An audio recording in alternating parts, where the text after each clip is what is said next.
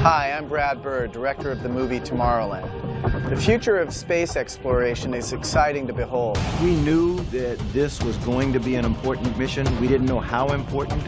We had no clue that Hubble would result in the incredible advances that it's made in our understanding of our universe. It's just the breadth of the scientific discoveries it's been able to make. Everything from the age of the universe, proving the existence of black holes, to discovering brand new things, like the universe is accelerating due to mysterious dark energy. Hubble has consistently taken us to places we've never been, visually, of course, and empowered us to answer questions that in a previous generation of telescopes we couldn't even pose. So I think what excites me is that it shows us the wonder of the universe, places we can't get to right now. From comets and asteroids to some of the most distant galaxies yet discovered, Hubble continues to revolutionize astronomy in our solar system and beyond. Hubble has changed the way we view our universe and ourselves. We're on a never-ending journey, and the Hubble Space Telescope celebrates its quarter century of exploration as part of that journey. Hi, I'm Neil deGrasse Tyson, and you're watching NASA TV. Is it finally in HD? Did they guys finally do that?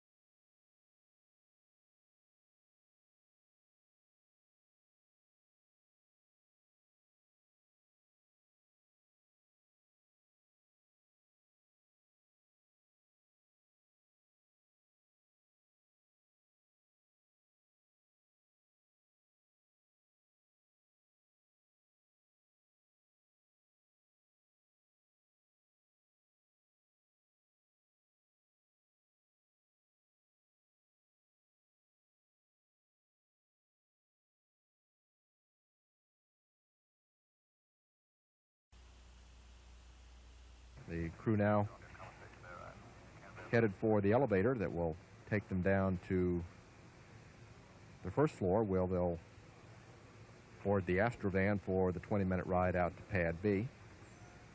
The commander and the pilot, Commander Shriver and pilot Charlie Bolden, Bruce McCandless, and members of the support team that will be going out. Standing by now for a go for auto sequence start. T-minus 33. Countdown clock will hold at T-minus 31 seconds. Future failure. What has happened is the ground launch sequencer would not hand off to the orbiter's computers to complete the count because the liquid oxygen fill and drain valve was showing off when it should be on. T-minus 10, go for main engine start.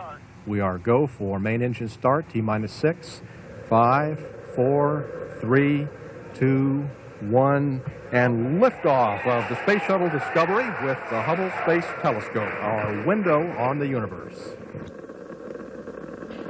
Mission Control, Houston. Roll program. Roger, roll, Discovery. The roll maneuver puts the vehicle in the proper launch plane.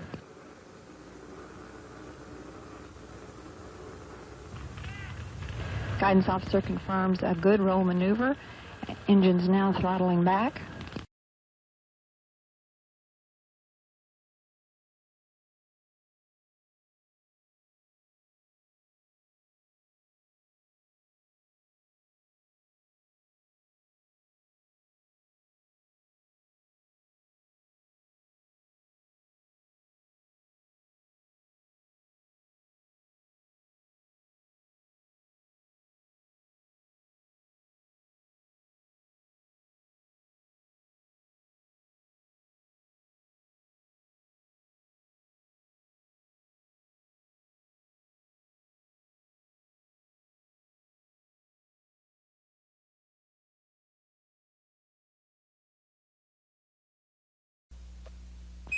Thanks, Lauren.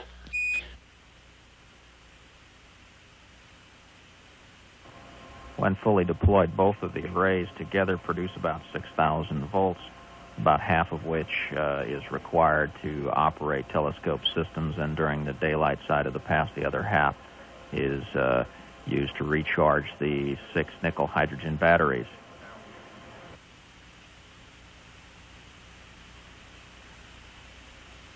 Shift Supervisor Pete Patero just checking with his control team, receiving a report that from the ground, as confirmed by the crew from orbit, the deploy activity so far is going very smoothly. We see no indications of any problems at this time.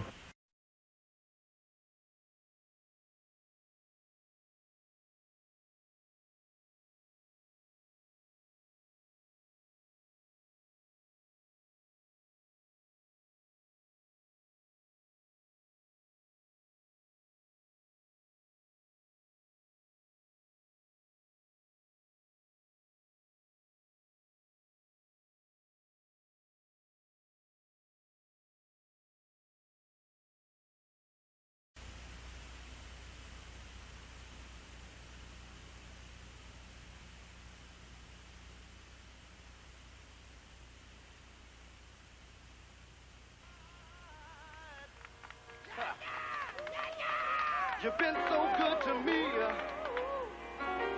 You've been...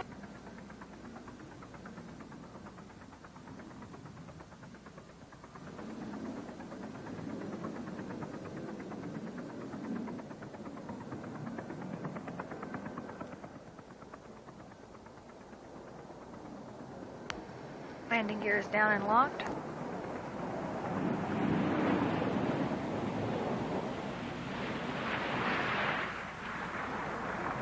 Main gear touchdown.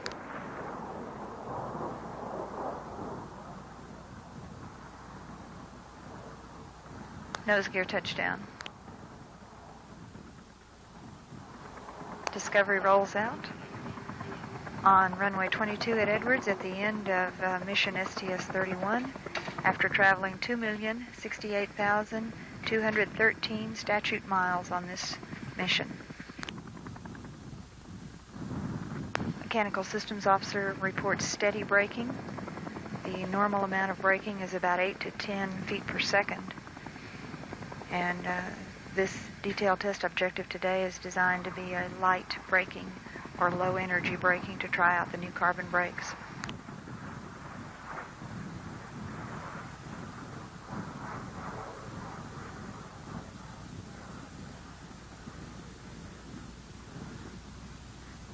Wheel stop. Houston Discovery, wheel stop. Roger that, Discovery. Welcome back. Congratulations on a super mission, and the world is looking forward to reaping the benefits of your good work over the next 15 years. Welcome back, guys, and we have no post-landing deltas.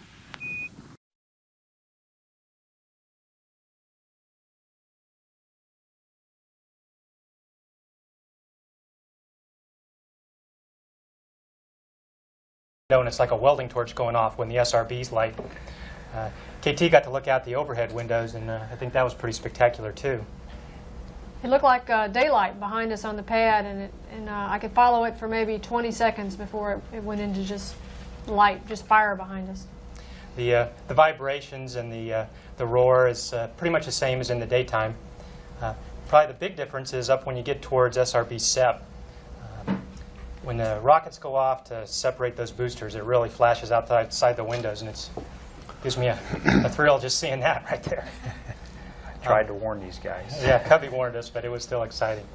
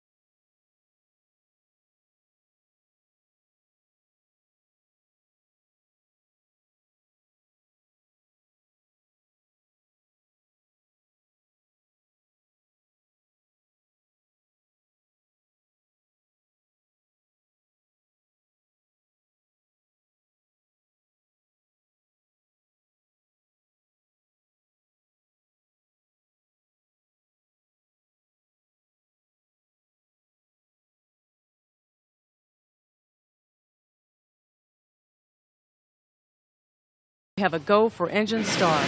5, 4, 3, 2, 1. Ignition and liftoff. Discovery now on its way to service NASA's Hubble Space Telescope. Houston now controlling. Roll program, Houston. Roger, roll, Discovery.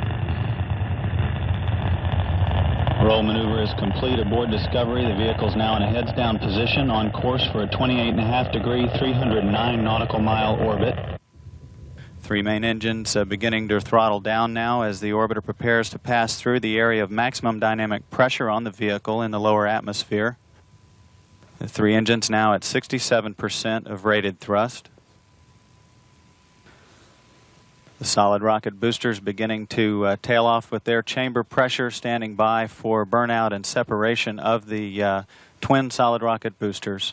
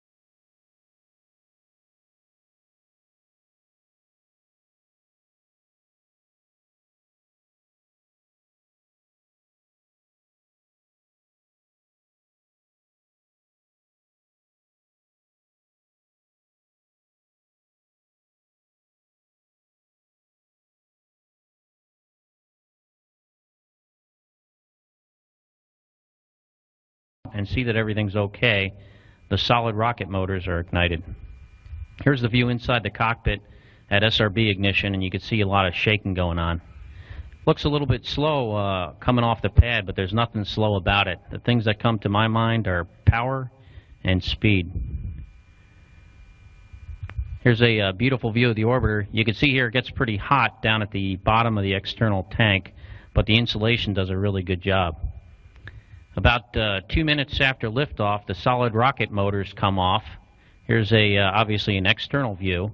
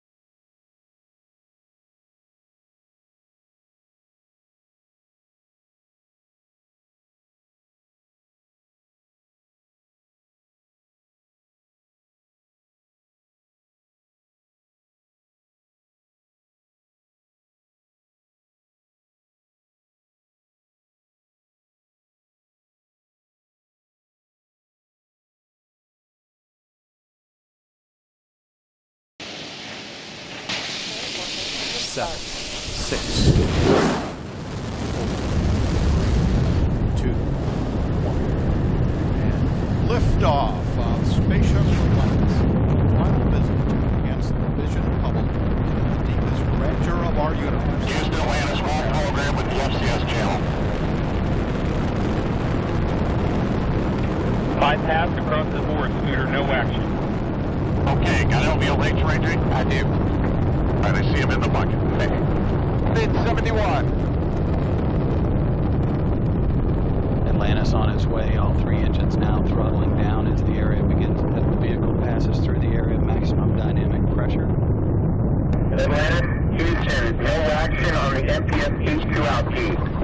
Houston, we copy, no action. Back at 104, Scooter.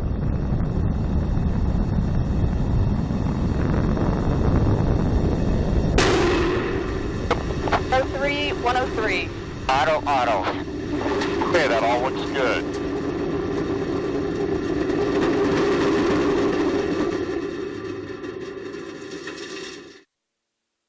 Atlantis, Houston, you are go for orbit ops. Houston, Atlantis, good words. Go for orbit ops. Thank you. Closure? We're stalling minus 0.05 at 151 feet. Okay, I just don't want to see the numbers get bigger.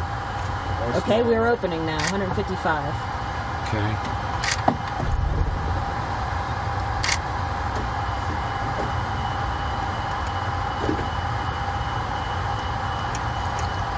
I'm going to try to shoot one off the bottom just to see if it'll Okay, AJ, I see you set up with body vector 5, how many pitch angles of off do you think 27, we are? yaw 0, omicron 0. And I agree with that for a plus body yaw. Hey, Houston, Atlantis, we have the telescope in the RMS end effector. Reggie, we copy, and we're pulling down the KU right now, and we see that. Thank you. And the grapple fixture now in view. Megan MacArthur now repositioning the shuttle's robotic arm to align with the grapple fixture on the telescope. Space Shuttle Atlantis, all of its thruster jets have been inhibited. It's in free drift.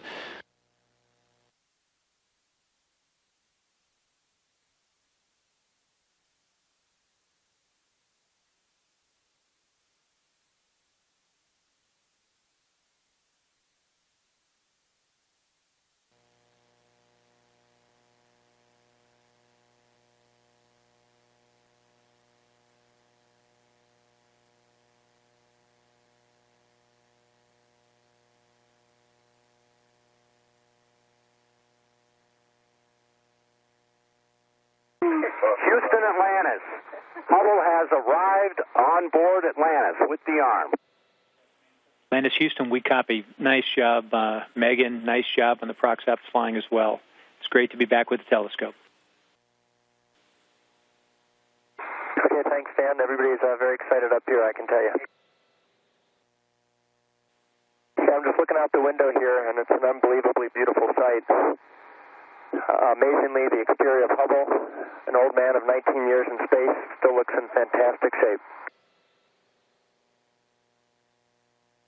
We copy that. Thanks for those words.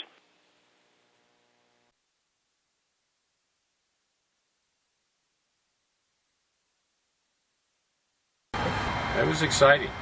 Well, you said challenges there. You said it was a little fast. Is that right? We came in. We had kind of a little extra closure, a little out of plane maneuvering, trying to get up to the telescope. Had to do some braking, and then the telescope wasn't rotated for us. We had to wait. It was good. It went just like clockwork. All right. Well, that's great. Okay, John, you can open the thermal cover.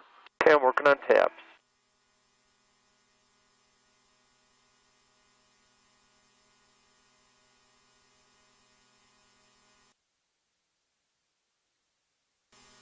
Thermal cover is open, mass. That's great, John. We see you coming out. You can egress. Coming out. Ready, Drew? I'm ready, John. Let's go do this. Oh, this is fantastic. You're going to love it, Drew. Looks nice. Thermal cover is open, mass. That's great, John. We see you coming out. Yeah, you guys look great. Drew, you look awesome. You can see the reflection of the Earth in your visor. It's awesome. Fantastic. I guess before we break the A-latch, which is a game-ending activity, we ought to try that short adjustable. Okay, here we go. I think I got it. It turned. It definitely turned. Yep, it turned. Houston for EDA. Good news from the SOC. Liveness test on wide field 3 is good. Hooray! Awesome. That's awesome news, Dan. Thanks. These guys did a great job, and we appreciate all the great support we got from the ground. In traditional Hubble fashion, Hubble threw us a few curves, and I think it's really a testament to the whole team that we were able to overcome them, and that we have a Wide Field Camera 3 in the telescope, which will help to unlock the secrets of the universe, and a new scientific instrument command and data handling. Mike Massimino's reflection in the aft shroud of the Hubble Space Telescope as he prepares to open the doors, protective doors over the fixed head star trackers and the rate sensor units. And now looking from the opposite helmet cam, this view from Michael Good looking into the telescope at Mike Massimino. Yeah, Mike, I got it.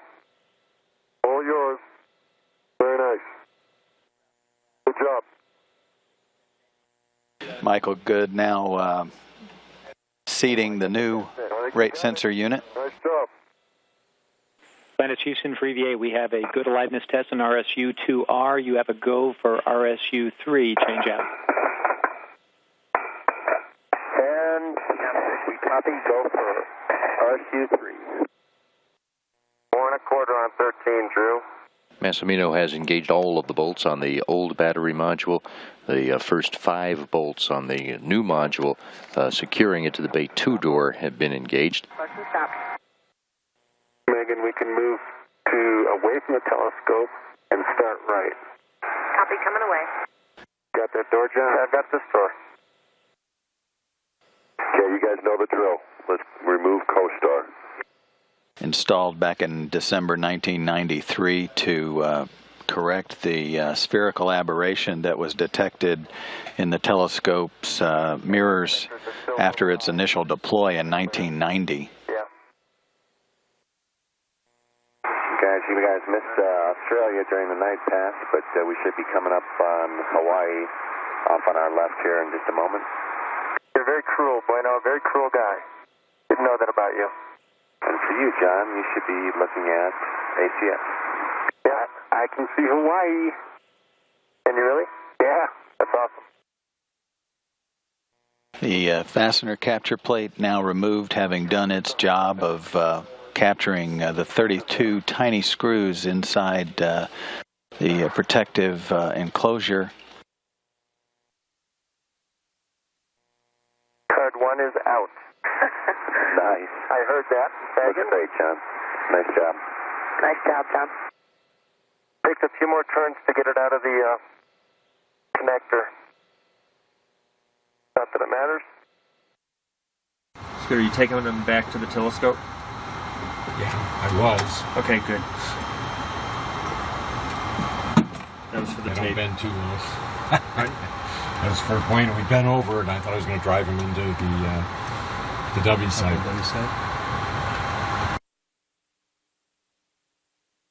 Okay, Drew, I'm having trouble with this one on the lower right. I don't want to strip the thing. That darn handrail. Sunset in 11 minutes. Houston, you ready for this? Yeah, we're ready. Okay, Mass, you have a go. Here we go. Ready to maneuver, John? Ready to maneuver, Megan? Here we go. Bueno, I'm headed for the bat. Copy. And Houston, are you happy with the wireless views? Planet Houston, we're happy with those views. Thanks. Okay, coming out. Now you're out of the lip of the telescope. Mirror's got about 6 inches to go. You are clear to continue and increase the rate out. Yep, you can increase the rate, Megan. Copy, picking up the rate. What a beautiful view. John, I'm the witness on this. You actually were the last guy to pat it goodbye. What were you thinking when you patted Hubble goodbye? What was going through your mind? Happy voyages. I hope everything that we did worked. It's hard not to think of Hubble as something alive, but you know, I really was thinking of Hubble as a friend. I'm going to select 5 seconds. The mode switch is in auto. 3, 2, 1, release. I'm backing away. I see you got it open. Clear the pin. Clear the pin. Mode switch is in off. Clear the antenna. Okay, I need the mic. Oh, baby, look at that. At Houston, Atlantis was F1 burn, MET 1857, 24 feet. Okay, is that the keel camera on monitor 2 for me? 28. The actual monitor 2? With center of HSD, bottom half of keel, scooter, and neutral. 31. There it is, scooter. Okay.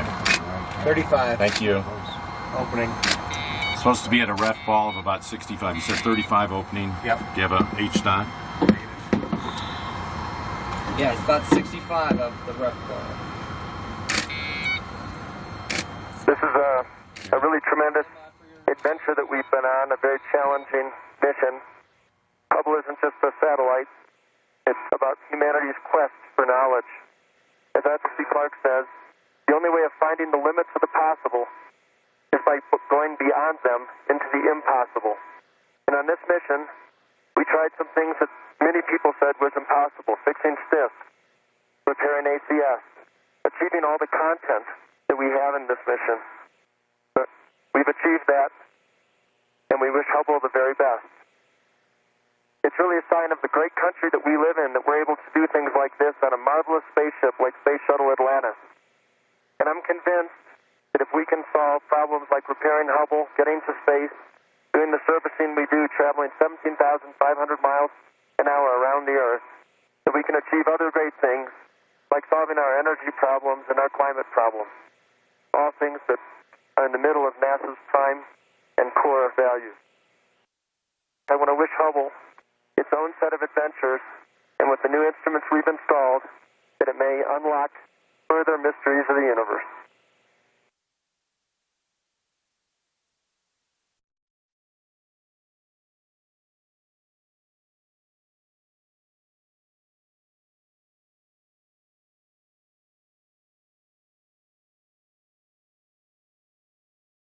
We had no clue that Hubble would result in you know the incredible advances that it's made in our understanding of our universe. None of us thought that people would be rewriting textbooks the way that they continue to do even today. We now understand much more about our universe than we ever would have known had it not been for Hubble. That we have not only young people, students, but now professionals who have grown up with Hubble and who have had Hubble change their lives and change their minds about careers because they saw a Hubble image and decided that, you know, I don't really think I like science, but I think I want to try it.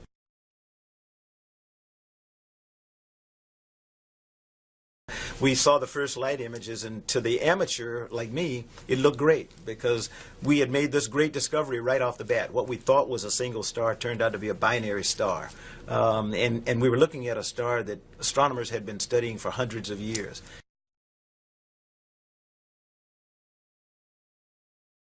When we learned that, no, it's not really that good an image, it's kind of blurred because we have this thing called a spherical aberration, we were crushed.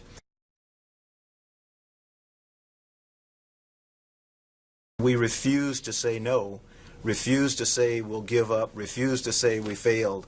And with a number of subsequent servicing missions, we turned Hubble from a potential failure to what is today the most incredible instrument that humanity has known to this time.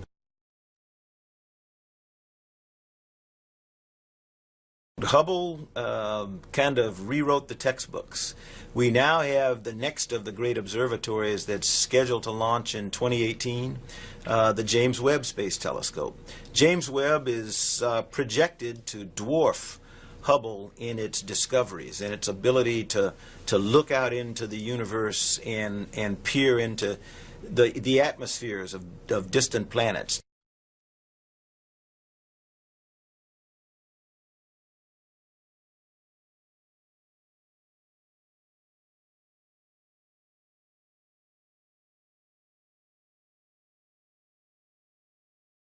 America loves discovery.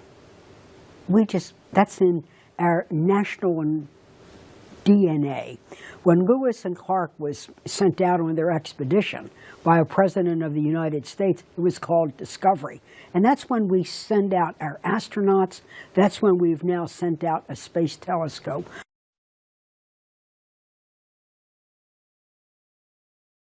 Hubble did not hoard the information. Hubble shared the information, not only with brilliant scientists, but with school children.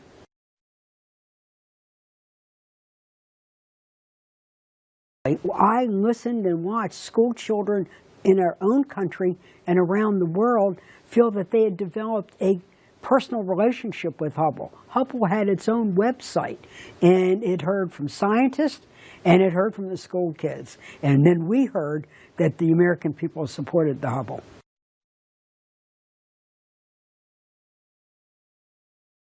I was there when they battened down the Hubble and we said goodbye as it went on its final journey. But we knew it wouldn't be its final broadcast back to us. The Hubble's out there now. It's going to keep going for a long time. You know, that whole question, are we there yet? The answer is no. And then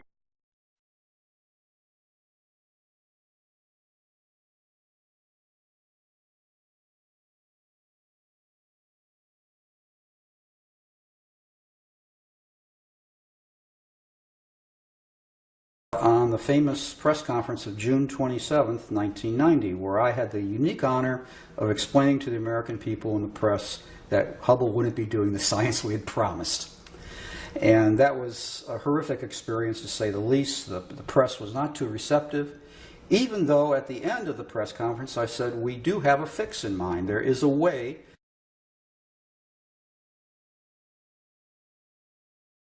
Smart people finally figured out that what we had was sincere collaboration. What does that mean to a normal person? Well, the mirror was still a perfect smooth curve, but it had the wrong prescription. It wasn't the right curve. Just like my eye is a perfectly good eye, it's got a smooth curve to it, but it's the wrong prescription. Light doesn't come to a focus at the right spot. So how do we fix it? Well, we fix it with corrective lenses, the opposite prescription.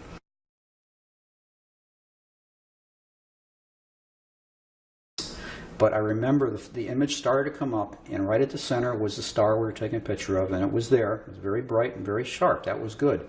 But then as we waited, the picture got deeper and deeper, and all the faint stars started showing up. All just pinpoints of light. Perfect focus. Then there was silence. And then suddenly, cheers, screams, corks from champagne bottles. The moment was even caught on NASA TV, I understand, because it was a historic moment. We have made major breakthroughs in almost every field of astrophysics, from planetary nearby to our own galaxy to the very, very beginning of time. And to think that we mere humans are sitting here and getting close to understanding this incredible universe that's around us. And Hubble has been a key component in that over the last 25 years.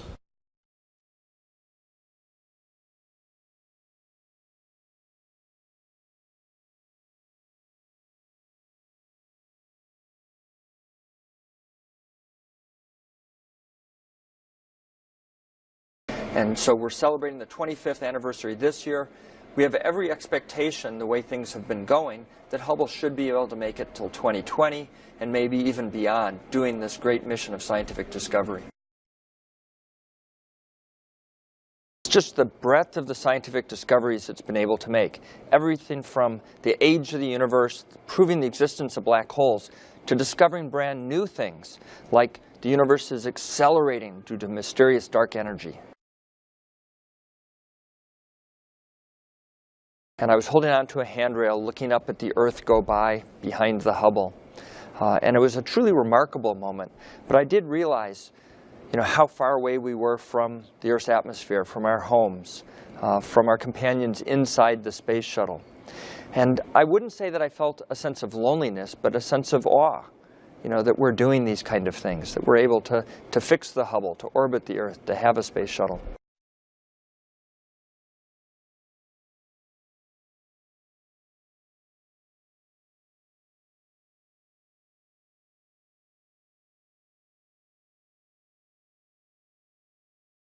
You should see a bright star as a sharp point of light, and that's what we've not gotten out of Hubble. In the older Hubble, before the repair, that bright star was spread out over a whole area like that. So the bright star did not look like a bright point of light. It was diffused out over this big area.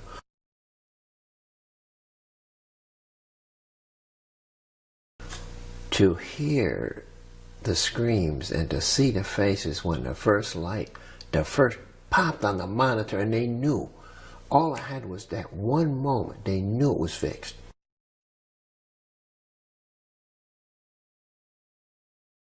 But the real magic was that you could, in fact, go out and do that in the spaceflight environment in a suit, because it was designed for that. That was the real victory, is that we made a machine you could work on.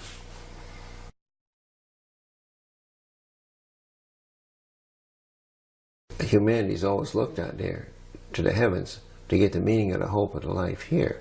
So you look out there for what's going on down here. You see, it's that kind of gap that you're bridging. So people understood that about Hubble before we carried it up there.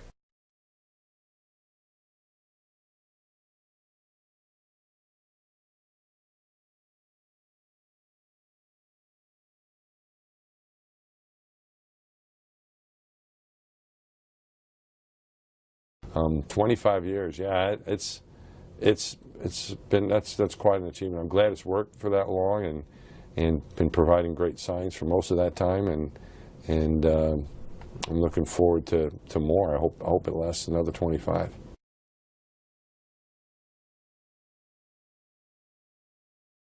I think Hubble has changed humanity by showing us what is out there. Yeah, the immenseness of the heavens, of the universe.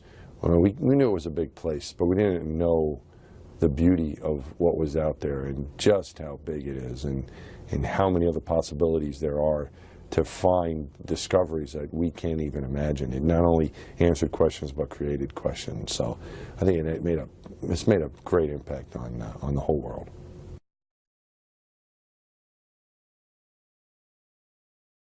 And I could make the argument that it's the greatest scientific instrument ever built. What do you think of that? But it was built, and it was built by engineers. And I think it is a great combination of engineering, because it's a magnificent machine, and science that provides this great data, these images, this great look into the universe that astronomers can use to make discoveries. But that's only possible because of this engineering achievement of building it and repairing it in space.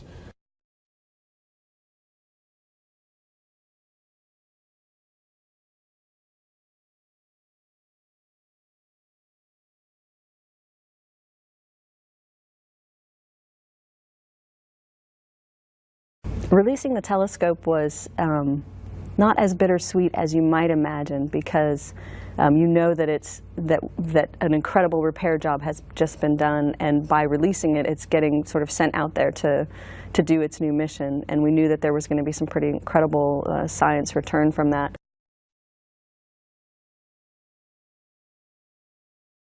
Not only does the telescope have better capability than it had before, but better than they expected from the repair work that was planned. And so I think everyone is very excited about the science return that we'll be seeing in the next few years.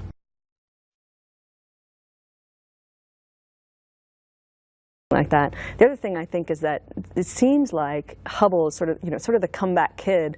It's hard for me to believe that it really truly was the last time people are going to see it. I feel like somebody somewhere is going to come up with a way to, well, if we did this and this and this, we could go back and, so we'll see. I think the end of the story has not been written yet.